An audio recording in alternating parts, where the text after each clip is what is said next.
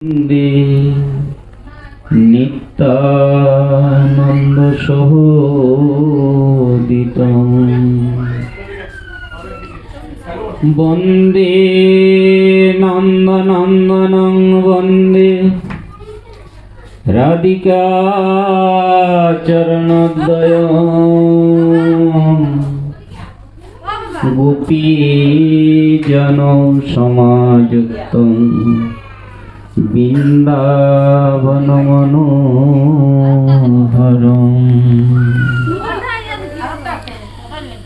বন্দে নন্দব্রজ স্ত্রীণাং পাদরেণুবেগেন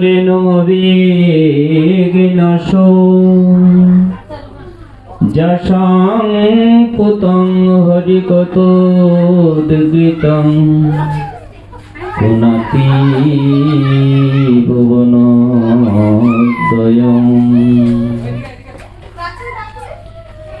বংশী বিভূষিত করা নবনীরদাবা পীতাম্বরাদো অরুণাবিম্ব ফলাদরোষ্ঠা পূর্ণেন্দু সুন্দর মুখা তরবিন্দু নেত্রা কৃষ্ণাৎ পরম কিমপি তং ন জামি বরহা পীড়া বিরামং মিগমদ তিলকং কুণ্ডলাক্রান্তগণ্ডং কুঞ্জাক্ষং কুম্ভকণ্ঠং স্থিতশুভগমুখং সাদরেণ স্তবেনুং শ্যামং শান্তং তিবঙ্গং রবিকরবসনং ভূষিতং বৈজয়ন্তা বন্দে বৃন্দাবনস্থং যুবতী শতবৃতং ব্রহ্মগোপালবেশং কৌস্তরী তিলকং ললাটপটলে বক্ষস্থলে কৌস্তবং নাসাগ্রে বড় মুক্তিকং করতলে বেণুকরে কঙ্কণং সর্বাঙ্গে হরিচন্দনং সুললিতং কণ্ঠে চ মুক্তাবলী গোপশ্রী পরিবেষ্টিত বিজয়তী গোপাল চূড়ামণি নম নলিন নেত্রায় বেণুবাদ্য বিনোদনী রাধাধর সুধাপান শালিনী বনমালিনী শ্রী গোবিন্দ গণ শ্যামং পীতাম্বরধরং পরং শ্রী নন্দনন্দনং নৌমি শ্রী গোপীজন বল্লভং কৃষ্ণায় বাসুদেবায় হরে পরমাত্মনে প্রণত ক্লেশনাশায় গোবিন্দায় নমো নমঃ মহাভাব স্বরূপতং কৃষ্ণ প্রিয়া বরিয়সী প্রেম ভক্তি পদে দেবী রাধিকে তং নমামঃ বক্তা বিহীনায় অপরাধ লক্ষ ক্ষিপ্তার্চি কামাদি তরঙ্গ মধ্য কৃপাময়ি তং শরণং প্রপন্নে বিন্দে নমস্তে চরণারবিন্দ নারায়ণং নমস্কৃত নরুচ্চৈঃ নরোত্তমং দেবীং সরস্বতীং ব্যাসং তত জয় মুদিরে গুরু বৈষ্ণব ভগবান তিনের স্মরণ, তিনের স্মরণে হয় বিঘ্ন বিনাশন। ভগবানের অভিন্ন প্রকাশ বিগ্রহ, ভগবত জ্ঞান প্রদাতা, নিত্যলীলা প্রবিশ্য ওম বিষ্ণুপাদ শ্রী শিল ভক্তিবল্লভ তীর্থ গোস্বামী গুরু মহারাজের তুলসী চরণে দণ্ডবোধ প্রণত হয়ে ওনার কৃপা আশীর্বাদ শিরে ধারণ করত। আমরা এখন সন্ধ্যাকালীন সময়ে শ্রীমদ্ ভাগবতীয় কথা শ্রবণ করব। কলিযুগ পাবন অবতারী সচিনন্দন গৌরহরি অনাদির আদি পুরাণ পুরুষ শচীগর্ভ সিন্ধুতে এসে অবতীর্ণ হলেন। অনর্পিত চরিং চিরাত করুণায় অবতীর্ণ কলো, সমর্পিতমুন্নত উজ্জ্বল রসাং সভক্তি শ্রিয়ং। হরি পুরট সুন্দর দুতি কদম্ব সন্দীপিত, সদা হৃদয় স্কন্দরি স্ফুরতু শচীনন্দন। অনর্পিত যে বস্তু, সেই বস্তুটাকে যা কোনো কালে দেওয়া হয়নি, তিনি এই কলিযুগে সেই বস্তু নিয়ে আসলেন। এসে কলিহত জীবদের দ্বারে দ্বারে সেই হরিনাম সংকীর্তন বিলিয়ে দিলেন। পৃথিবীতে আছে যত নগরাদি গ্রাম, সর্বত্র প্রচার হইবে কৃষ্ণ নাম। আজকে সারা পৃথিবীতে সেই নামের বন্যা চতুর্দিকে চলছে।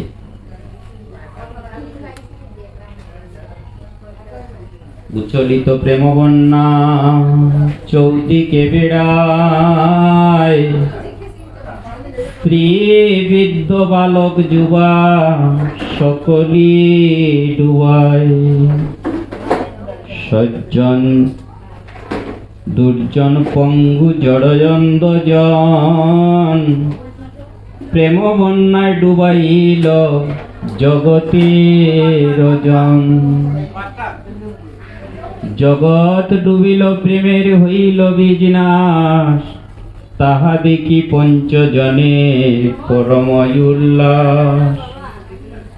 যত যত প্রেম বৃষ্টি করে পঞ্চজন, তত তত বাড়ে জল বেপেতি ভুবন।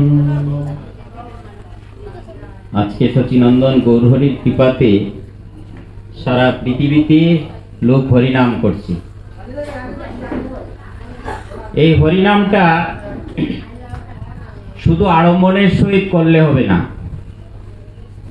সে নিজে জপ করতে হবে, নিজে আচরণ করতে হবে, নিজে ভজন সাধন করতে হবে। যদি এই জগৎ থেকে উদ্ধার পেতে চায় কোনো জীব, তাহলে সেই হরিনাম নিত্য জপ করতে হবে। 2-4 দিন করালাম আর সমাপ্ত হয়ে গেল, আমার সব হয়ে গেল, সেটা নামের ধ্বনিতে শব্দ তরঙ্গতে যারা সেই নাম নিতে পারে না তাদের উপকার হবে। এই প্রতিধ্বনি যতটুক যাবে, স্থাবর অস্থাবর মঙ্গল হবে, বাতাবরণের মঙ্গল হবে, অনেক মঙ্গল সেই নামের। কিন্তু আত্মার মঙ্গলের জন্য যদি সেই নাম করতে হয়, সেই নাম প্রতিদিন নিতে হবে। সাধ্য সাধন তত্ত্ব যে কিছু সকল, কেবল হরিনামে মিলিবে সকল। এই নামটাকে সাধন করতে হবে। নামটাকে সাধন না করলে পরে সাধ্য বস্তু লাভ করা যাবে না। সাধিতে সাধিতে যবে প্রেমাঙ্কুর হবে, সাধ্য সাধন তত্ত্ব জানিবে সে তবে। নিজে সাধন করতে হবে। মনুষ্য জীবনটা পেয়ে ভূতের মতো কাটিয়ে গেলাম, শুধু আমার আমার করে। কেন জগতে আসলাম, আমার কর্ম কি, আত্মাটা কোথা থেকে আসলো, এই দেহটার থেকে যেদিন যাবে সে কোথায় যাবে, সেই সমস্ত প্রশ্ন নিজেকে করতে হবে। নিজেকে সেই প্রশ্নগুলো করে সেই উত্তরগুলো যদি গ্রন্থ থেকে না পাওয়া যায়, সাধুর কাছ থেকে সেই উত্তরগুলো সংগ্রহ করতে হবে। সাধু সেই জন্ম ব্যাধি রূপ যে মরণ যন্ত্রণা, জ্বালা, দুঃখময়, যাতনাময় যে যন্ত্রণা পরিবেশের মধ্যে বারবার আসতে হচ্ছে মরজগতে, সেটার থেকে নিস্তার পাওয়ার জন্য সাধু ভক্তই সেখানে উপায় বলে দেবে। কৃষ্ণ ভক্তি রসভাবিতামতি কিয়তাং যদি পুত্রহপি লভ্যতে তত্র লৌলমপি মূল্যমে কলম জন্ম কোটি সুকৃতেন লভ্যতে। কোটি জন্মের যদি সুকৃতি থাকে তাহলে গিয়ে হরিভজন করার জন্য, হরি ভক্তির জন্য, কৃষ্ণ কথার জন্য, কৃষ্ণ কথা শ্রবণের জন্য লোভ জাগবে। জোর করে এনে বসানো যাবে না। হরিকথা শুনতে হলে সুকৃতি লাগে। আর যদি একবার সে মনোযোগের সহিত শ্রবণ করা শুরু করে দেয় তাহলে তার আত্মকল্যাণ শুরু হয়ে যাবে। কর্ণ রন্দেনং প্রবেশং বাবসরুরহং দুর্নীতি শ্যামলং কৃষ্ণ সলিলস্য যথাসর। বলছে বর্ষার সময়, বর্ষা বৃষ্টি যখন বর্ষিত হয় তখন রাস্তার জল, ঘাটের জল, হাটের জল, মাঠের জল সব এসে গিয়ে কি করে কর্দমাক্ত জলটা সরোবরের জলকে কর্দমাক্ত করে দেয়, নদীর জলকে কর্দমাক্ত করে দেয়। কিন্তু যখন শরৎকাল আসে, যখন সেই রাস্তার জল, ঘাটের জল, নালার জল, নর্দমার জল সেই নদীর মধ্যে যাচ্ছে না, নদীর জলটা ধীরে ধীরে ধীরে ধীরে স্বচ্ছ হয়ে যাচ্ছে, নির্মল হয়ে যাচ্ছে, পবিত্র হয়ে যাচ্ছে। পুকুরের জলটাও সেই উপরের যে নোংরা ছিল, কর্দমাক্ত ছিল, ধীরে ধীরে জলটা শান্ত হয়ে একদম পরিষ্কার নির্মল হয়ে যাচ্ছে। উপরে দাঁড়ালে পরে মাটি, মিন সবই দেখা যাচ্ছে। কেন? সে ধীরে ধীরে ধীরে ধীরে নির্মল হয়েছে। ঠিক সেইভাবে যদি কেউ আত্মকল্যাণ করতে চায়, প্রতিদিন ভগবানের কথা কিছু না কিছু শ্রবণ করতে হবে। যখন প্রতিদিন ভগবানের কথা শ্রবণ করবে, কৃষ্ণ নাম প্রতিদিন করবে, তার মধ্যে যে আমিত্ব, অহংতা, মমতা, কাম, ক্রোধ, লোভ, মোহ, মদ, মাশ্চর্য, কপটতা সবকিছু রয়েছে, সে ধীরে ধীরে ধীরে ধীরে ধীরে ধীরে শান্ত হবে, নির্মল হবে, স্বচ্ছ হবে, পবিত্র হবে। তখন সেই হৃদয়ের মধ্যেই ভগবানকে দর্শন করতে পারবে। বৈষ্ণব হৃদয়ে সদা গোবিন্দ বিশ্রাম, গোবিন্দ হেন মম বৈষ্ণব পরাণ। ভগবান বলছেন বৈষ্ণব আমার প্রাণ। তার হৃদয়টা এত স্বচ্ছ, এত নির্মল, এত পবিত্র, জগতে রাজ সিংহাসনে বসে আমি শান্তি পাই না, বৈষ্ণবের হৃদয়ের মধ্যেই বসে আমি যত শান্তি পাই। এর জন্য কি করতে হবে? ভগবানের কথা শ্রবণ করে সংসারের জ্বালা যন্ত্রণা নির্বাপিত যদি করতে হয়, তাহলে ধীরে ধীরে ধীরে ধীরে ধীরে ধীরে প্রতিদিন কিছু না কিছু ভগবানের সঙ্গে সম্বন্ধ স্থাপন করতে হবে। কিছুক্ষণ নাম জপ করতে হবে, কিছুক্ষণ তার চরণে ফুল, চন্দন, তুলসী অর্পণ করতে হবে, ভগবানের সামনে বসে ত্রিসন্ধ্যা গায়ত্রী জপ করতে হবে। কোথাও যদি হরিকথা হয়, সেই হরিকথা গিয়ে একটু শ্রবণ করতে হবে, তবে আত্মার কল্যাণ, আত্মার মঙ্গল হবে। এর জন্য অনাদির আদি পুরাণ পুরুষ সচিনন্দন গৌরহরি তিনি কি করলেন? হরে কৃষ্ণ হরে কৃষ্ণ কৃষ্ণ কৃষ্ণ হরে রাম হরে রাম।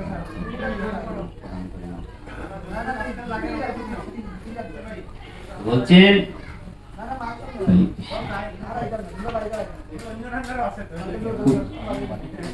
ঠিক আছে, ঠিক আছে, ঠিক আছে। বলছেন কলিযুগ পাবন অবতারী সচিনন্দন গৌর হরি অনাদিরাদি পুরাণ পুরুষ এইবার আসলেন। কি শিক্ষা দিতে আসলেন? বৈরাগ্য বিদ্যা নিজ ভক্তি যুগ শিক্ষার তুমি পুরুষ পুরাণ শ্রীকৃষ্ণ চৈতন্য শরীরধারী কৃপাম বীজ স্তমহং প্রপদ্যে। বৈরাগ্য বিদ্যা আর নিজ ভক্তি যোগ তিনি পুনরায় প্রকাশ করার জন্য এই জগতে আসলেন। সেই অনাদির আদি পুরাণ পুরুষ তিনি এসে কি করলেন? বৈরাগ্য বিদ্যা শিক্ষা দিলেন। যখন আপনি বৈষ্ণব ধর্ম আচরণ করবেন তখন সেই শিক্ষাতে কি পাবেন? ন ধনং ন জনং ন সুন্দরীং কবিত্তা বা জগদ্দীশ কাময় মম জন্মানি জন্মনিশ্চরে ভবতা দম্ভক্তই হৌতকিতই। ভগবানের কাছে প্রার্থনা করা হচ্ছে, হে প্রভু, ধন চাই না, জন চাই না, সুন্দর রমণী চাই না, জন্মে জন্মে তোমার চরণে যেন আমার অহৈতুকী ভক্তি হয়। আর এই ভক্তি যদি হয়ে যায়, আরে এত জোরতে কথা বলছো কেন? এত আওয়াজ করে না, আস্তে আস্তে কথা বলো। তো বলছে কি করতে হবে? ভগবানের কাছে বৈষ্ণব ধর্ম গ্রহণ করার পরে, বৈষ্ণব আচরণে আচরিত হওয়ার পরে, আত্মার মঙ্গলের জন্য যখন আমি ভগবানের কাছে প্রার্থনা করব, তখন আর ভগবানের কাছে চাওয়া পাওয়ার কিছু থাকবে না। তখন ভগবানের কাছে শুধু একটাই চাওয়া থাকবে, জন্মে জন্মে যেন তোমার চরণে আমার অহৈতুকী ভক্তি হয়। আর এই ভক্তি যদি কেউ লাভ করে, তাহলে তার সমস্ত চাওয়া পাওয়া হয়ে গেল, তার আর কিছু বাকি থাকবে না।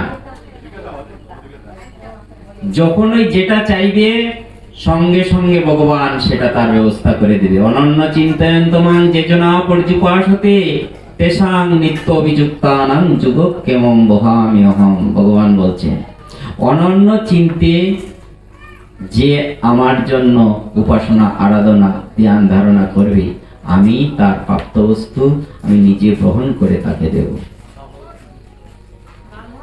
পুরীতে অর্জুন মিশ্র, গীতা পান্ডা ওনার নাম, উনি কি করতেন? প্রতিদিন গীতা পাঠ করতেন। তো পুরীতে যখন সাইক্লোন হয়, 3 দিন 5 দিন 10 দিন এইরকম সাইক্লোন থাকে। তো মুষলধারে বৃষ্টি শুরু হয়েছে, উনি প্রতিদিন ভিক্ষালব্ধ বস্তু যা পান তা দিয়ে সংসার চলে, 3টা পুত্র রয়েছে। তো যখন মুষলধারে বৃষ্টি হচ্ছে, তখন তিনি আর ভিক্ষাতে যেতে পারেননি। ওই দিন ওনার স্ত্রী এসে বলছে যে আমার 3টা ছেলে তো আজকে উপবাস, আজকে তো আর ভিক্ষায় যাওয়া হলো না। তখন অর্জুন মিশ্র বলছেন যে হ্যাঁ, প্রভু যদি বৃষ্টিটা কমায় তাহলে নিশ্চয়ই যাব। আর মনে মনে ভাবছে যে প্রভু, সবই তোমার লীলা। এই মুষলধারে বৃষ্টি হচ্ছে আর আমি গীতা পাঠটা আনন্দের সহিত করতে পারছি, কারণ আমার কোথাও যেতে হচ্ছে না, অন্যের ঘরে মাখতে হচ্ছে না। দ্বিতীয় দিন সেইভাবে বৃষ্টি, ওনার স্ত্রী সন্ধ্যান্নি করে গীতা নিয়ে বসছেন, আর স্ত্রী এসে বলছে যে কি গো, আজকেও কি আমার এই 3টা ছেলেকে আহার দেওয়া হবে না? উনি বলছেন, যদি ভগবানের ইচ্ছা হয়, বৃষ্টি যদি কমে, নিশ্চয়ই যাব, নিশ্চয়ই গিয়ে ভিক্ষা করে ডাল চাল আনবো। সেই আশায় তিনি আছেন। আর মনে মনে তিনি বলছেন প্রভুকে যে প্রভু, সবই তোমার ইচ্ছা। সারা দিন যদি মুষলধারে বৃষ্টি থাকে তাতে কোনো অসুবিধা নেই, আমি আনন্দেই তোমার কথা শ্রবণ করছি। এই দিনও গেল। তৃতীয় দিন যখন সেইভাবে বৃষ্টি শুরু হয়েছে আর উনি সে গীতা পাঠ করছেন, এমন সময় ওনার স্ত্রী রেগে গিয়ে বলছে যে আজকে 3 দিন থেকে তুমি গীতা পাঠ করছো, আর তোমার কাছে আসলে বলছো প্রভুর ইচ্ছা, প্রভুর ইচ্ছা। আর এমন সময় ওই শ্লোকটা তিনি অধ্যয়ন করছেন, অনন্য চিন্তয়ন্ত মাং যেজনা পর্যুপাসতি তেষাং নিত্য অভিযুক্তানাং যুগক্ষেমং বহাম্যহম। যে অনন্য চিন্তে আমার আরাধনা করবে তার প্রাপ্তবস্তু আমি নিজে বহন করে তাকে দেব, এর জন্য তাকে চিন্তা করতে হবে না। সঙ্গে সঙ্গে তিনি স্ত্রী কি করছেন, ওই শ্লোকটাকে কলম দিয়ে ক্রস দিয়ে দিয়েছেন। বলছে মিথ্যা কথা, আজকে 3 দিন থেকে তুমি গীতা পাঠ করছো, বলছে ভগবান নিজে বহন করে এনে দেবে। কোথায় তোমার ভগবান এনে দিয়েছে? কিছুক্ষণ পরে বৃষ্টিটা কমে গেছে। যখন বৃষ্টিটা কমে গেছে তখন অর্জুন মিশ্র সেই গীতা পাঠ বন্ধ করে ধীরে ধীরে উনি ভিক্ষা করতে পেরেছেন। আর ভিক্ষা করতে যে বাড়িতে যান সেই বাড়িতে ডাল, সবজি, তেল, মশলা, তরি তরকারি সব কিছু একদম অন্যদিন থেকে অনেক বেশি বেশি করে লুকে দিচ্ছে। 4-5 বাড়ি যাওয়া পরেতে বিশাল বোঝা হয়ে গেছে, সেটা আর নিয়ে আসতে পারছে না বৃদ্ধ ব্রাহ্মণ। তখন তিনি কি করছেন, কৃষ্ণ বলরাম ছোট্ট বালক রূপ ধারণ করে সেই ব্রাহ্মণকে গিয়ে বলছেন, বাবা এত বড় পূজাটা তুমি নিতে পারবে না, আমাদের কাঁধে দাও, আমরা নিয়ে বাড়িতে দেব। তখন অর্জুন মিশ্র বলছেন, তোরা কারা? বলছে আমরা এই গ্রামেরই লোক। বলছে না না তোরা পারবে না। কৃষ্ণ বলরাম বলছে না পারবো। সাধারণ ছদ্মবেশে গেছে। তখন তারা কি করছে, বোঝাটা কাঁধে নিয়েছে, নিয়ে গিয়ে সেই মা মা বলে ডেকে অর্জুন মিশ্রের স্ত্রীকে সেই বোঝাটা দিতে গেছে। আর অর্জুন মিশ্রের স্ত্রী ওই 3টা বাচ্চা তো ক্ষুধার্ত, তখন ওদেরকে তিনি বসার কথাও বলেননি, তাড়াতাড়ি করে চাল ডালটা নিয়ে উনি রান্না বসিয়ে দিয়েছেন। কিছুক্ষণ পরে অর্জুন মিশ্র আসলেন, এসে বললেন, 2টা বালক এনে সেই ডাল চাল সবজি সব কি দিয়ে গেছে? বলে হ্যাঁ দিয়ে গেছে। তুমি কি তাদেরকে বসতে বলছো? বলে না। বলে কি করলে, একটু বসতে বললে না কেন? বলছে হো, 2টা বাচ্চা এত সুন্দর কথা বললো, কিন্তু তাদেরকে আমি বসার জন্য বলতে ভুলে গেলাম, ওই যে ক্ষুধার্ত শিশুদেরকে আমি অন্ন দেওয়ার জন্য। আমার একটাই চিন্তা ছিল, আমার 3টা বাচ্চা ক্ষুধার্ত। তখন রান্না হলো, বুক লাগানো হলো, প্রসাদ পাওয়া হলো। তো অর্জুন মিশ্র ওনার স্ত্রীকে বলেন, চলো 3 দিন থেকে জগন্নাথ দর্শন হয়নি, আজকে গিয়ে জগন্নাথ দর্শন করে আসি। আর উনি যখন জগন্নাথ দর্শন করছেন তখন জগন্নাথের ঠোঁটের মধ্যে ওই যে ক্রস চিহ্নটা কলম দিয়ে দিয়েছে, সেই ক্রস চিহ্নটা জগন্নাথের ঠোঁটের মধ্যে দেখছেন। তখন ওনার স্ত্রীকে বলছেন যে এই দেখো, তুমি যে গীতার মধ্যে যে ক্রস চিহ্নটা দিয়েছো, যে এই শ্লোকটা মিথ্যা, ভগবানের মুখনিসৃত বাণী, এই যে তার মুখের মধ্যে সে ক্রসটা পড়ে গেছে। তখন স্ত্রীও সেই দৃশ্যটা দেখলেন, এটা বুঝালেন যে ভগবানের যে কথাটা এটা মিথ্যা নয়। যদি কেউ অনন্য চিত্তে মন প্রাণ দেহ সমর্পিত করে তার চরণে নিবন্ধ হয়, তার যা প্রয়োজন সবকিছু ভগবান সরবরাহ করবে। বলি মহারাজ যখন যজ্ঞ করতে শুরু করলেন, তখন যজ্ঞবেদীতে ভগবান বামনদেব রূপে এসে আবির্ভূত হয়ে গেলেন। সেখানে শুক্রাচার্য 100টা যজ্ঞ পূর্ণ করবেন বলি মহারাজের। 100টা যজ্ঞ করে বলি মহারাজকে স্বর্গের ইন্দ্রপদ প্রাপ্ত করাবেন। তো যখন 100 নম্বর যজ্ঞটা শুরু করছেন, তখন ভগবান দেখলেন যে এই যজ্ঞ করার পরে বর প্রার্থনা করবে, আর সেখানে সেই বর দিতে সেই তার আরাধ্য দেবতা যাবে, তাকে বর দিতে হবে আর তাকে ইন্দ্রপদ দিতে হবে। তো ভগবান নিজে কি করলো, বামন রূপ ধারণ করে সেই বলির যজ্ঞবেদীর সামনে এসে বলছে ভিক্ষাং দেহি। তখন তিনি তো রাজা, ভিক্ষুক ব্রাহ্মণ এসে এখন ভিক্ষা চাইছে, ভিক্ষা না দিলে হবে? তিনি তখন ভিক্ষা দেওয়ার জন্য প্রস্তুত হচ্ছেন। এমন সময় শুক্রাচার্য ওনার গুরুদেব বলছেন যে বলি খবরদার, এ কিন্তু অনন্ত কোটি বিশ্ব ব্রহ্মাণ্ডের মালিক, তোর কাছে ছল করে এসছে, তোর সর্বস্ব হরণ করে কিন্তু এ চলে যাবে।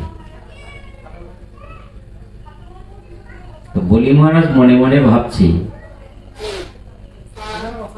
যোগী ঋষি শিব সন্ন্যাসী হাজার হাজার বৎসর যুগ যুগ থেকে তপস্যা করে যজ্ঞেশ্বর হরিকে লাভ করার জন্য, আর সেই হরি যদি, যজ্ঞেশ্বর হরি যদি আমার যজ্ঞবেদীর সামনে এসে সে ভিক্ষা চায়, তাহলে গুরুদেব আমি তাকে সর্বস্ব দিয়ে ফকির হয়ে যাব। তার এই গুরুদেবের কথা, তখন তিনি মনে মনে সিদ্ধান্ত করলেন যে না, তোমার এই কথা আমি মানব না। যাকে পাওয়ার জন্য যোগীরা বরফের মধ্যে, গুহার মধ্যে হাজার হাজার বছর থেকে তপস্যা করছে, সে আমার যজ্ঞবেদীর সামনে এসছে, তাকে আমি আমার সর্বস্ব দিব। আর বলি মহারাজ তার মনের কথা বুঝতে পেরে বারবার বলছেন যে বলি প্রতিজ্ঞাবদ্ধ হও, তুমি আচমন করো, আচমন করে প্রতিজ্ঞাবদ্ধ হও, আমাকে 3 পদ ভূমি দেবে। আর ভগবানের এই চাওয়া শুনে বলি মহারাজ বলছে যে দেখো, দেখতেও বটু, চাওয়াটাও ছোট, রাজার কাছে কি চেয়ে নিতে হয় সেটাও জানে না। ভগবান তার মনের কথা সব বুঝতে পারছেন, বারবার বলছেন যে 3 পদ ভূমি দেবে, তুমি প্রতিজ্ঞাবদ্ধ হও। বলি সঙ্গে সঙ্গে কমণ্ডলু থেকে জল নিয়ে প্রতিজ্ঞাবদ্ধ হয়েছে যে আমি তোমাকে 3 পদ ভূমি দান করব। শুক্রাচার্য সেখানে দাঁড়িয়ে আছেন, বাধা দিয়েও পারেননি। ভগবান কি করছে, প্রথম চরণে অন্তরিক্ষটা নিয়ে নিয়েছি। 14 ভুবনের মধ্যে 7টা উপরে আর 7টা নিচে, তো অন্তরিক্ষ নিয়ে নিয়েছে পুরা। আরেকটা চরণে তল, অতল, বিতল, সুতল, মহাতল, রসাতল, পাতাল, এই যে সুতলপুরী, সেখানে কি করলো, পুরাটা সমস্ত এই ধরতির নিচে যা আছে এই 7টা তলই ভগবানের এক চরণ তলে চলে আসে। এবার 3য় চরণ বাকি রয়েছে। 3য় চরণটা কোথায় রাখবে? বলি স্থান দাও। তখন বলির কাছে তো আর জায়গা নেই, যা সম্পদ ছিল এক চরণে নিয়ে নিয়েছে, উপরে যা ছিল তাও এক চরণে নিয়ে নিয়েছে, এখন স্থান কোথায় দেবে? তখন বলি মহারাজের স্ত্রী বৃন্দাবলী উনি পেছন থেকে এসে বলছেন যে প্রভু, এই জগৎটা তো আপনার, আমার স্বামী আপনাকে কিছুই দেয়নি, আপনার জগৎটা আপনি নিয়েছেন, এই জগৎ তো আমার স্বামীর নয়, তো সে আর কি দেবে? এখন এই 3য় চরণটা স্থাপন করার জন্য আমার এই স্বামীর মস্তকে আপনি অর্পণ করুন। বলি মহারাজ মাথাটাকে দিলেন, সঙ্গে সঙ্গে ভগবানের 3য় চরণ নাভিপদ্ম থেকে বাইর করে বলি মহারাজের মস্তকে রাখলেন। আর যখন এই মস্তকে চরণটা রাখলেন, সঙ্গে সঙ্গে বলি মহারাজ নিজের আত্মাটাকে ভগবান বামনদেবের চরণে সমর্পিত করে দিলেন। যখন ওই নিজ আত্মাকে, নিজের দেহকে ভগবানের চরণে শরণাগত হয়ে সমর্পিত করলেন, ভগবান দেখলেন যে সে আমার শরণাগত হয়ে গেছে। তখন বলি মহারাজকে বললেন যে বলি তোমার কি লাগে, বলো কি চাও তুমি? তখন বলি মহারাজ বলছে যে প্রভু, আমি তোমাকে চাই, আর কিছুই আমার প্রয়োজন নেই। ভগবানকে যে একবার লাভ করে, সে জগতের নশ্বর কোনো বস্তু, যেটা নষ্ট হয়ে যাবে, সেই কোনো বস্তু ভগবানের কাছে চায় না, তার আর কোনো চাওয়া পাওয়া থাকে না। তখন ভগবানকে বলছে, বামনদেবকে বলছে যে প্রভু তোমাকে চাই, এই জগতে আমার আর কিছুর প্রয়োজন নেই। তখন তিনি কি করলেন, বললেন ও তোমার কিছুই লাগে না? বলে না, তাহলে শুনো, তুমি সুতলপুরীর রাজা হবে। সেখানে সুতলপুরীতে রাজা করলেন বলি মহারাজকে। আর তিনি কি করলেন, বললেন তোমার সুতলপুরীর দ্বাররক্ষী হিসাবে আমি সেখানে থাকবো। ভগবান নিজেকে দেখিয়ে দিল বলি মহারাজের কাছে, অহং ভক্ত পরাধীন। ভগবান জীবকে স্বাধীন স্বতন্ত্র অধিকার দিয়েছে, কিন্তু সে ভক্ত পরাধীন। ভক্ত তাকে যেভাবে চালায়, ভগবান ঠিক সেইভাবে চলে। কখন? যখন ভগবান তার হয়ে যায়। এর জন্য কি করতে হবে? মনটাকে আধ্যাত্মিক চেতনার মধ্যে লিপ্ত করতে হবে। আধ্যাত্মিক চেতনা যদি মনের মধ্যে না থাকে, শুধু জাগতিক চিন্তা থাকে, জাগতিক ভাবনা থাকে, তাহলে তার ফলে কি হবে? বারবার ওই মৃত্যুময় জগতে জন্ম মৃত্যুর চক্রের মধ্যে বারবার আসতে হবে। পুনরূপী জন্ম, পুনরূপী মরণ, পুনরূপী জননীর জঠরে শয়ন। জন্ম মৃত্যু অনাদিকাল থেকে চলতে আছে। এই জন্ম মৃত্যুর চক্রকে বারণ করতে হবে।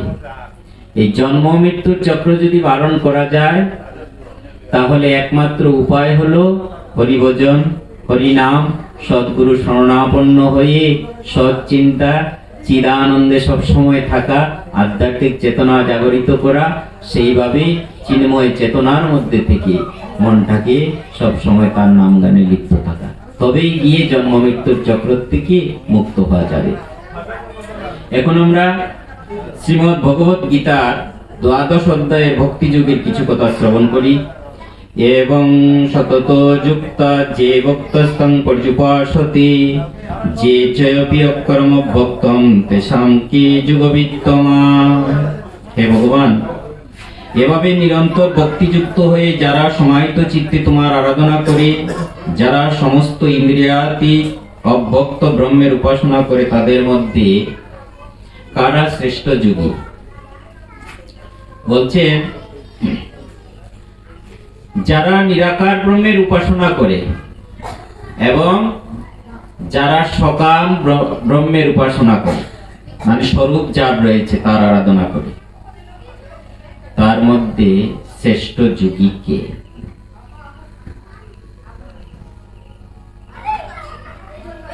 তখন ভগবান কি বললেন? ময়ি আবিশ্বমনজেমাং নিত্যযুক্তায় উপাসতে, শ্রদ্ধয়া পরয়া পিতা তেমে যুক্ত তমাম মথা।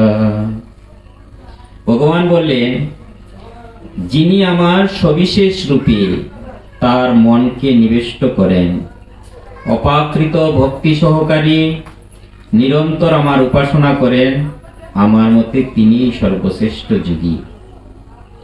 বললেন, মনকে ভগবানের চরণে নিবিষ্ট করা। কর্মকে তো ত্যাগ করার জন্য বলছেন না, নিষ্কাম কর্ম করতে বলছেন। সেই কর্মের মধ্যে কৃষ্ণকে সঙ্গে রাখি কৃষ্ণ ভাবনাময় কর্ম করার জন্য বলছেন। এই কৃষ্ণ ভাবনাময় কর্ম যখন জীব করবে, তখন তার আর কর্মবন্ধনে সে আর লিপ্ত হবে না। তার কর্মটা তখন কি হবে? নিষ্কাম কর্ম হয়ে যাবে। আর নিষ্কাম কর্মযোগের দ্বারা যখন ভগবানের আরাধনা করা শুরু করবে, তখন তার ভগবানের সঙ্গে ভক্তির সম্বন্ধ স্থাপন করার ইচ্ছা হবে। ভক্তির সম্বন্ধ যতক্ষণ পর্যন্ত ভগবানের সঙ্গে শুরু না হবে ভক্তির দ্বারা, ততক্ষণ পর্যন্ত ভগবানকে জানা যাবে না, ততক্ষণ পর্যন্ত ভগবানকে উপলব্ধি করা যাবে না, ততক্ষণ পর্যন্ত তার রূপের প্রতি আকৃষ্ট হওয়া যাবে না। আর যখন ভক্তির দ্বারা আমরা তার রূপকে জানতে চাইব, তাকে জানতে চাইব, আত্মাকে জানতে চাইব, পরমাত্মাকে জানতে চাইব, তখন কি হবে? আমার মনটা তার রূপের প্রতি আকৃষ্ট হবে। আর তার রূপটা কিরকম? শ্যামের বদন মণ্ডল করে জলমল, শারদ চন্দ্রিমা যিনি। তার অপরূপ রূপ। তার বদন মণ্ডলটা শরৎকালের যে চন্দ্রটা আকাশের মধ্যে ঝকঝক করছে, এভাবে বলছে শতদল চন্দ্র সেই রকম মুখের থেকে, ললাট থেকে সেই প্রভাব বিস্তার করছে। এর জন্য কি করতে হবে? তার রূপের প্রতি আকৃষ্ট হতে হবে। এখন যারা নিরাকার ব্রহ্মের উপাসনা করছে, যাদের বলছে ভগবানের দরকার নেই, কোন স্বরূপের দরকার নেই, শুধু গুরুদেবকে পূজা করো, গুরুদেবের আরাধনা করো, গুরুদেবই ভগবান, তাহলে তাদের গতি হচ্ছে আরাধ্যদেব ছাড়া। আরাধ্যদেব ছাড়া এই ভজন পুষ্ট নয়। গুরুদেবের কাজ হলো ভগবানকে জানিয়ে দেওয়া। গুরুদেব হলেন বৈকুণ্ঠ জগতের ভগবত ধামের ট্রাফিক।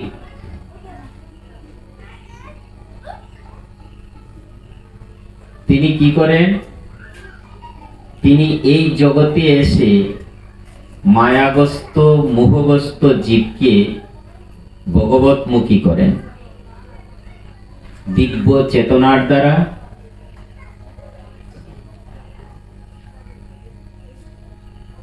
চিন্ময় চেতনার দ্বারা। সেই গুরুদেব যদি বলে যে আমি ভগবান, আমাকে পূজা করো, আর কিছু লাগবে না, আমি আরাধ্যদেব, তাহলে সেও ভগবত তত্ত্ব উপলব্ধি করতে পারল না। আর যাদেরকে সে উপদেশ দান করছে তাদেরকে ভগবত তত্ত্ব থেকে দূরে সরিয়ে রাখলো, ভগবত আরাধনার থেকে দূরে সরিয়ে রাখলো। এর জন্য গুরুদেবের কাজ হলো, তিনি ভগবত ধাম থেকে এসছেন, তার প্রভুর সঙ্গে জীবের নিত্য সম্বন্ধ যেটা সেটা স্থাপন করিয়ে দেওয়া। জীবের স্বরূপ হয় কৃষ্ণের নিত্য দাস, কৃষ্ণের তটস্থা শক্তি ভেদ অভেদ প্রকাশ। ভগবানের সঙ্গে আমাদের নিত্য সম্বন্ধ রয়েছে। সে হলো বিভু চৈতন্য, জীব হলো অনুচৈতন্য। তো অনুচৈতন্য জীবের কাজ হলো কি? বিভু চৈতন্য জীবাত্মা পরমাত্মার সেবা করা, এটাই হলো জীবাত্মার কাজ। এইবার একজন জীবাত্মা যদি বলে যে না, আমি পরমাত্মা, আমার পূজা করো, আমার আরাধনা করো, আমার তপস্যা করো, তাহলে সেটা এবার নিজের বুদ্ধি বিবেচনার দ্বারা বুঝেন যে সেটা কতটুকু শাস্ত্রসম্মত। বেদ, পুরাণ, উপনিষদ, গীতা, ভাগবত, তাকে কি ভগবান বলছে? বেদাদি শাস্ত্রতে, পুরাণাদি শাস্ত্রতে ভগবান কারে বলছে? ঈশ্বর কারে বলছে? অনাদিরাদি বিশ্ব ব্রহ্মাণ্ডের মালিক কাকে বলছে? সেটা আমাকে সাধুর কাছ থেকে, গুরুজনদের কাছ থেকে সেই জ্ঞান গ্রহণ করতে হবে, করে নিজের আত্মকল্যাণের জন্য আরাধ্য দেবের কাছে যাতে পৌঁছানো যায় তার সেবা করে, সেটাই গুরুদেব উপদেশ করবে। তো সেই গুরু গ্রহণ করতে হবে যে গুরুদেবের আরাধ্য দেব রয়েছেন। ভগবান সচিনন্দন গৌরহরি এই জগতে আসলেন, অনাদিরাদি পুরাণ পুরুষ, এসে অনেক ধরনের সম্প্রদায় জগতে দীক্ষা কার্য করছে। তিনি 4টা সম্প্রদায়কে অনুমোদন করলেন। কেন অনুমোদন করলেন এই 4টা সম্প্রদায়কে? নিম্বার্ক, বিষ্ণুস্বামী, রামানুজ, মধ্বাচার্য, এই 4টা সম্প্রদায় থেকে দীক্ষা নিলে পরে এরা ভগবানের সঙ্গে সম্বন্ধ যুক্ত, ঈশ্বরের সঙ্গে সম্বন্ধ যুক্ত, তাদের আরাধ্য দেব রয়েছে, শুদ্ধ পরম্পরা। এর জন্য তিনি বললেন যে নাম যদি গ্রহণ করতে হয় এই পরম্পরার থেকে, এই শুদ্ধ সম্প্রদায় থেকে নাম গ্রহণ করতে হবে, তবেই জীবের কল্যাণ সাধিত হবে, মঙ্গল হবে। এর জন্য বললেন নিরাকার ব্রহ্মের উপাসনা করা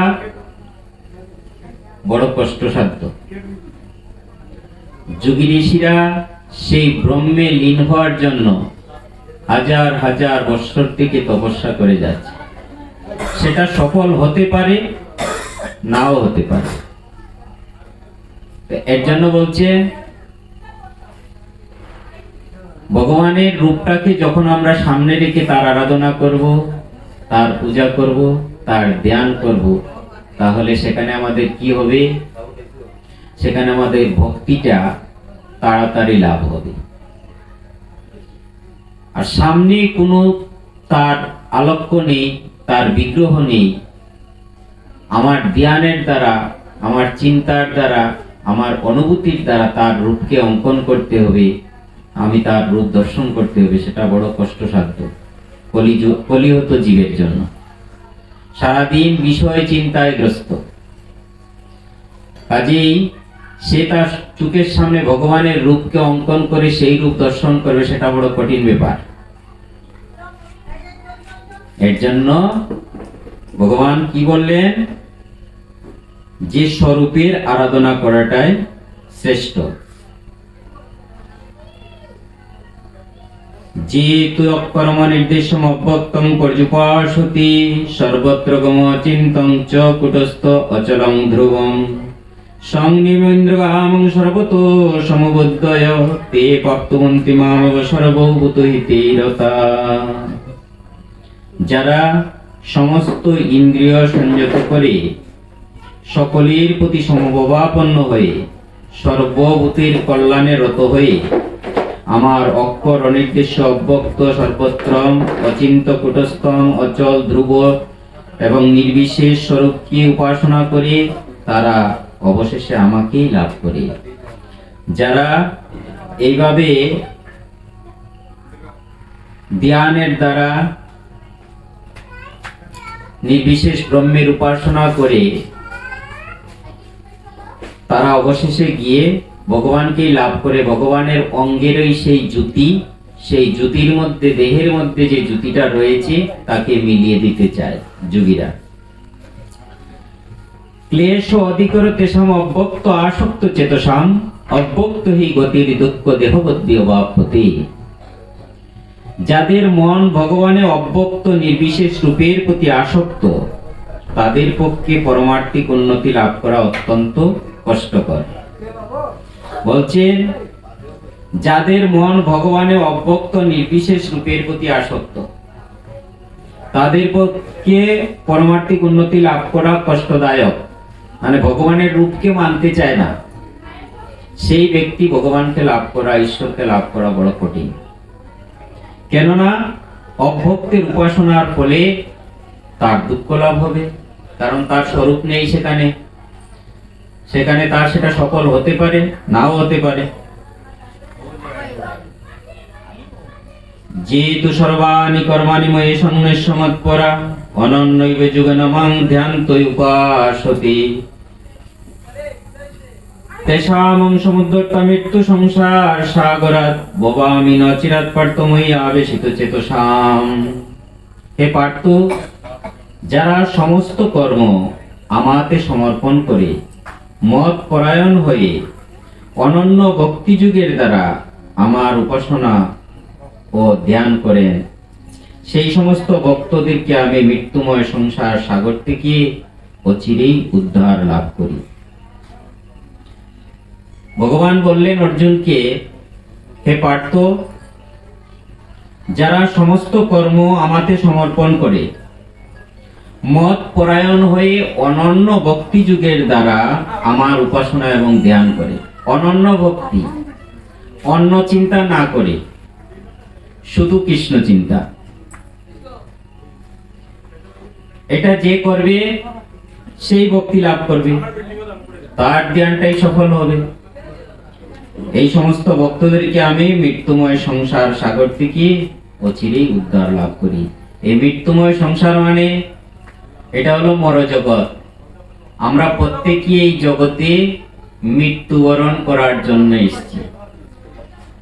আজিবা শতেক বৎসরে অবশ্য মরণ অবিলম্বে ভজবাই শ্রীকৃষ্ণ চরণ। তো মর্তভূমিতে এসেছি সকলেই মরার জন্য, একদিন আমাদের যেতেই হবে। আরেকটা আশ্চর্য কথা,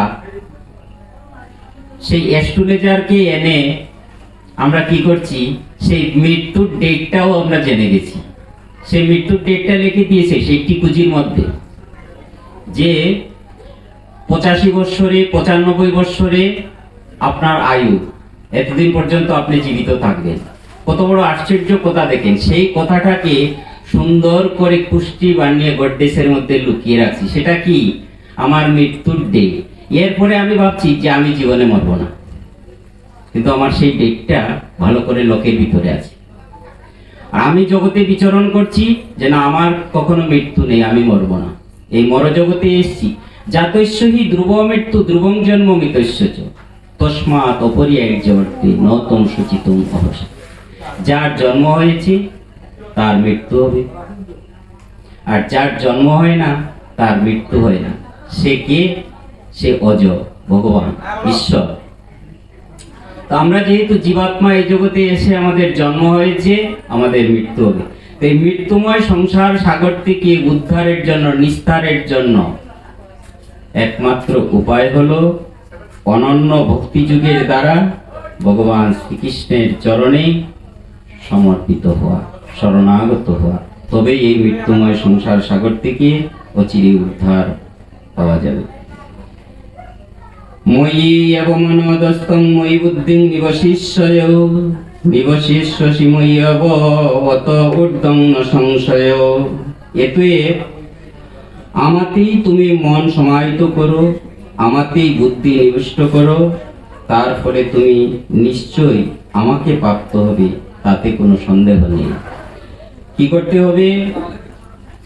ভগবানের চরণে মন প্রাণটাকে সমাহিত করতে হবে, বুদ্ধিটাকে ভগবানের চরণে নিবন্ধ করতে হবে, তবেই এই সংসার থেকে নিস্তার পাওয়া যাবে। অত চিত্তং সমাদাতু ন স্বপ্নসি ময়ি স্থিরম অভ্যাস যুগেন ততো মামিচ্ছ ভক্তং ধনঞ্জয়। হে ধনঞ্জয়, যদি তুমি আমাকে স্থিরভাবে চিত্ত সমাহিত করতে না পারো, তাহলে অভ্যাস যুগের দ্বারা আমাকে লাভ করতে চেষ্টা করো। বলছে আমাদের মনটা তো বড় চঞ্চল, এই মনটাকে ভগবানের চরণে নিবন্ধ করা বড়ই কঠিন। ভগবান বারবার অর্জুনকে বলছেন যে অর্জুন, তোমার মনটাকে আমার চরণে নিবন্ধ করো। ভগবানকে অর্জুন তখন বলছেন যে কেশব, তুমি তো বলছো যে আমার মনটাকে তোমার চরণে নিবন্ধ করতে, কিন্তু এই মনটা যে বড় চঞ্চল। চঞ্চল হি মন কৃষ্ণ প্রমাতি বলবদ্দৃঢ়ম তস্যা নিগ্রহম মনোবায়ুরেব সুদীষ্করম। হে কৃষ্ণ, বায়ুর চেয়ে দ্রুতগামী এই মনকে আমি কিভাবে তোমার চরণে নিবন্ধ করব? তখন ভগবান বললেন যে তুমি অভ্যাস যুগের দ্বারা প্রতিদিন কিছু না কিছু অভ্যাস করতে থাকো, অভ্যাসের দ্বারা এই চঞ্চল মন একদিন তোমার আমার চরণে নিবন্ধ হয়ে যাবে। এর জন্য বললেন কি, যে যতক্ষণ পর্যন্ত আমাদের চিত্ত স্থির না হচ্ছে, চিত্ত সমাহিত না হচ্ছে অভ্যাস যুগের দ্বারা, ততদিন পর্যন্ত আমরা ভগবানকে লাভ করতে পারবো না।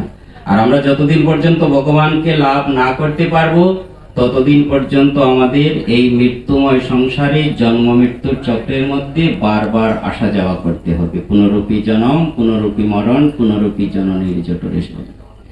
তো বলছেন অভ্যাসে অপি অসমর্থ ওপি যৎকর্ম পরমং ভব মদর্থম অপি কর্মাণি কুর্বত সিদ্ধিম অবশ্যসি। যদি তুমি এভাবে অভ্যাস করতে সমর্থ না হও, তাহলে আমার জন্য কর্ম করার চেষ্টা করো, কেননা আমার কর্ম করতে করতেই তুমি ক্রমেই সিদ্ধি লাভ করবে। বলছেন মনটাকে ভগবানের চরণে স্থির করে এক জায়গাতে রাখা যাচ্ছে না। তখন কি বললেন, যে তুমি এক কাজ করো, তুমি আমার জন্য কৃষ্ণ ভাবনাময় কর্ম করা শুরু করো। কৃষ্ণ ভাবনাময় কর্ম যখন করবে, ধীরে ধীরে তোমার মনটা আমার চরণে নিবন্ধ হবে। অতু এততপি আসক্ত শিকুতম যুগমাশ্রিত সর্বকর্ম ফলত্যাগং তত কুরু যতাত্মবান। আর যদি তাও করতে অক্ষম হও, তবে আমাকে সমস্ত কর্ম অর্পণ করে কর্মের ফল ত্যাগ করো, মানে নিষ্কাম কর্ম। যা কর্ম করব, যে প্রভু ফলদাতা তুমি আমাকে পাঠিয়েছে জগতে কর্ম করার জন্য, নিজে কর্তা না সেজে, নিজে প্রভু না সেজে কি করতে হবে, নিজের কর্তব্য কর্ম করতে হবে ভগবানের চরণে শরণাগত হয়ে। সময় হয়ে গেছে, কয়টা বাজে?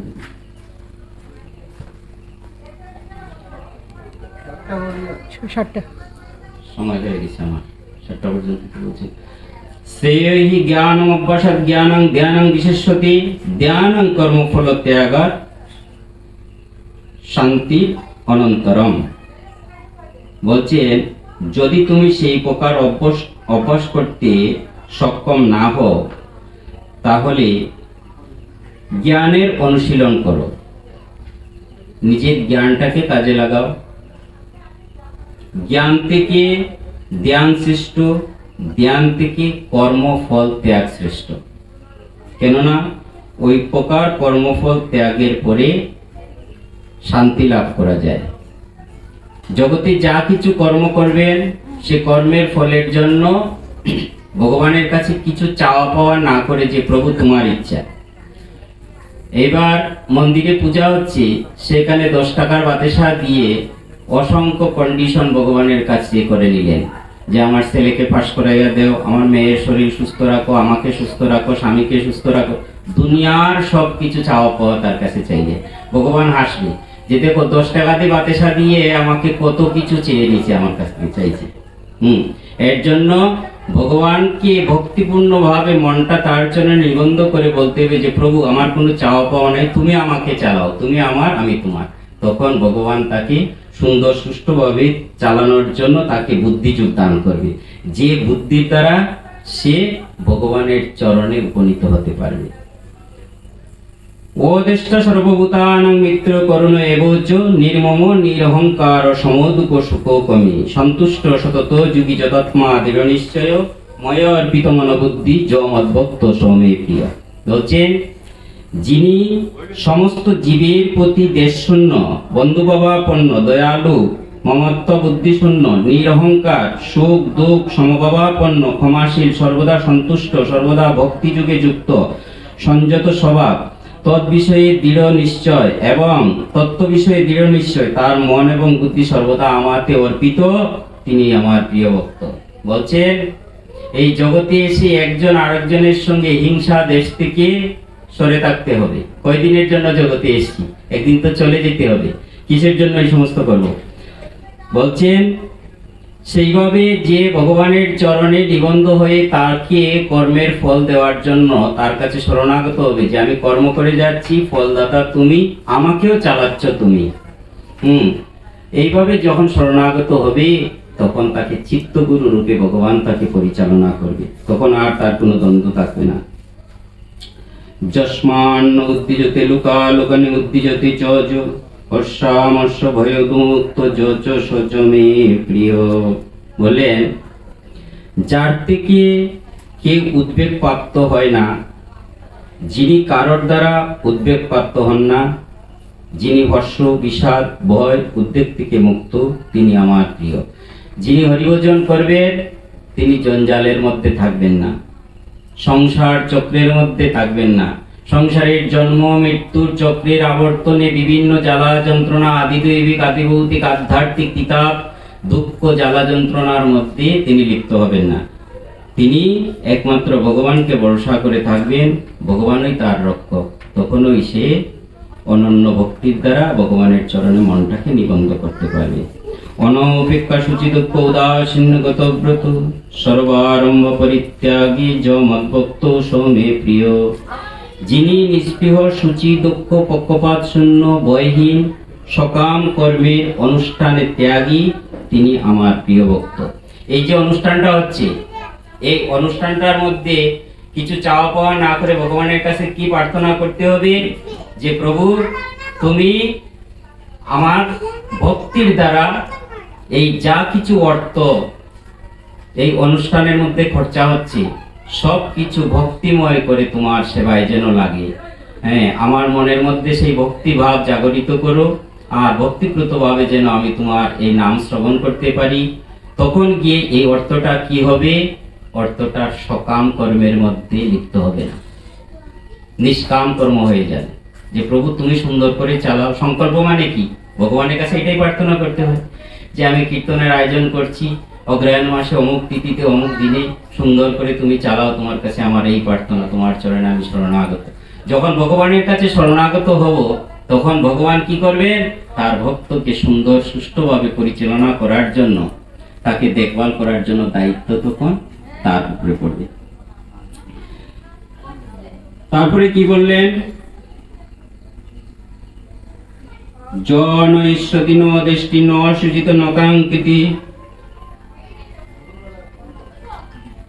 শুভাশুভ পরিত্যাগী ভক্তিমান যো সমে প্রিয়। যিনি আকাঙ্ক্ষিত বস্তুর প্রাপ্তিতে ইষ্ট হন না, অনিষ্ট প্রাপ্তিতে দেশ করেন না, প্রিয় বিয়োগকে সুখ করেন না, অপ্রাপ্ত ইষ্ট বস্তুতে আকাঙ্ক্ষা করেন না, শুভ অশুভ সমস্ত কর্ম পরিত্যাগ করেন যিনি, তিনি আমার প্রিয় ভক্ত। সবকিছু ভগবানের ইচ্ছায়, জগতে যা কিছু হচ্ছে সব তার ইচ্ছায় হচ্ছে। সেই জায়গাতে যদি মনকে স্থির করা যায় তবেই সে শান্তি লাভ করতে পারবে, তবেই সে ভক্তি লাভ করতে পারবে। সমসূত্রে চৌমিত্রে চ তথা মান অপমান শীত উষ্ণ সুখ দুঃখেষু সমসঙ্গ বিবর্জিত স্থূল নিন্দা স্তুতিমান সন্তুষ্ট যেন কেনচিত ও নিকেতন স্থিরমতি ভক্তিমান মে প্রিয় নর। বলছেন যিনি শত্রু মিত্রের প্রতি সমবুদ্ধি, যিনি সম্মান অপমানে অবিচলিত, যিনি শীত উষ্ণজনিত সুখ দুঃখে নির্বিকার এবং স্থির বুদ্ধি, নিন্দা স্তুতিতে সমবুদ্ধি, সংযত বাক্য, যৎ কিঞ্চিত লাভে সন্তুষ্ট, গৃহাসক্তি শূন্য, আমার প্রেমময়ী সেবায় যুক্ত, আমার সেই ভক্ত আমার অত্যন্ত প্রিয়। যদি ভগবানের প্রিয় হতে হয় তাহলে এই নশ্বর বস্তুর প্রতি আসক্তটা কমাতে হবে। এই জগতের যত বস্তু আছে আমার চোখের সামনে সব বিনাশী। আমার এই দেহটাই আমার নয়, এই দেহটাকে ছাড়তে হবে। ইদম শরীরম পরিণাম পেশালম পতত্ব অবশ্যম শত সন্ধি জর্জরম কিম ঔষধম মূঢ় দূরমতে নিরাময় কৃষ্ণ রসায়ন পিব। বলছেন এই যে জন্ম মৃত্যুর ব্যাধিরূপ যন্ত্রণার জ্বালার মধ্যে যে আমার বারবার আসতে হচ্ছে, এই মৃত্যুময় যন্ত্রণার রূপ যে জ্বালা, এর থেকে নির্বাপিত হওয়ার জন্য ঔষধটা কি? বলছে একমাত্র কৃষ্ণ রসায়ন। এই কৃষ্ণ নাম যদি পান করা যায় তাহলে জন্ম মৃত্যুর যে ব্যাধি রয়েছে সেই ব্যাধির থেকে মুক্ত হওয়া যাবে। ইদম শরীরম পরিণাম পেশলম, এই শরীরটা একদিন বিনাশপ্রাপ্ত হয়ে যাবে। এই জগতে আমার সৎ কর্মটাই শুধু আমার সঙ্গে যাবে, সৎ ভাবনাটাই শুধু আমার সঙ্গে যাবে, ভক্তিটাই শুধু সঙ্গে যাবে। তারপরে কি বললেন? যেতু ধর্মম বিতমিতং যতত্বং পর্যুপাসতি শ্রদ্ধাদানমৎ পরম ভক্তস্তে অতীব মে প্রিয়। বলছেন আমার প্রতি শ্রদ্ধা সহকারে যারা আমার প্রদর্শিত ধর্মামৃতের পর্যবেক্ষণা করেন তারাই আমার ভক্ত, তাই তারা আমার প্রতি অত্যন্ত আসক্ত। যারা ভগবানের কথা প্রসঙ্গ নিয়ে থাকবেন, তার ভাবনায় তার চিন্তায় থাকবেন, তারাই ভগবানের প্রতি ভক্তিতে যুক্ত থাকবেন। তো আমাদের সকলেই কি করতে হবে? ভক্তিপ্লুত ভাবে ভগবান শ্রীকৃষ্ণের আরাধনা করার জন্য তার চরণে শরণাগত হতে হবে, তার চরণে প্রণত হয়ে তার কাছে বুদ্ধিযোগ মাগতে হবে যে প্রভু আমাকে সঠিক বুদ্ধি দাও, আমি যেন হরিভজন করে এই যে দুঃখ যন্ত্রণাময় জ্বালাময় যে জন্ম মৃত্যুর রূপ যে ব্যাধি, তার থেকে যাতে মুক্তি হতে পারি, তার থেকে যাতে রক্ষা পাই, এবং তুমি আমাকে সেই বুদ্ধিযোগ দান করো, তোমার চরণে আমার মনটাকে নিবন্ধ করো। এইভাবে ভগবানের কাছে প্রার্থনা করতে হবে। কলিযুগের একমাত্র নাম হলো, সাধন হলো হরিনাম সংকীর্তন। সকলেই সেই কৃষ্ণ নাম শ্রবণ করবেন, সকলেই সেই কৃষ্ণ নাম জপ করবেন। বাঞ্ছা কল্পতরুশ্চ কৃপা সিন্ধুভ্যেব চ পতিতানাং পাবনেভ্যো বৈষ্ণবেভ্যো নমো নমঃ। আমাদের এখন কীর্তনীরা আসলে পরে আমরা জল ভরার জন্য রেডি হব। তারপরে জল ভরা হবে, সেখানে কীর্তন সহযোগে যাওয়া হবে, সকলেই যাবেন। তারপরে এখান থেকে আসার পরে সেখানে অধিবাসের পালা শুরু হবে। হরে কৃষ্ণ।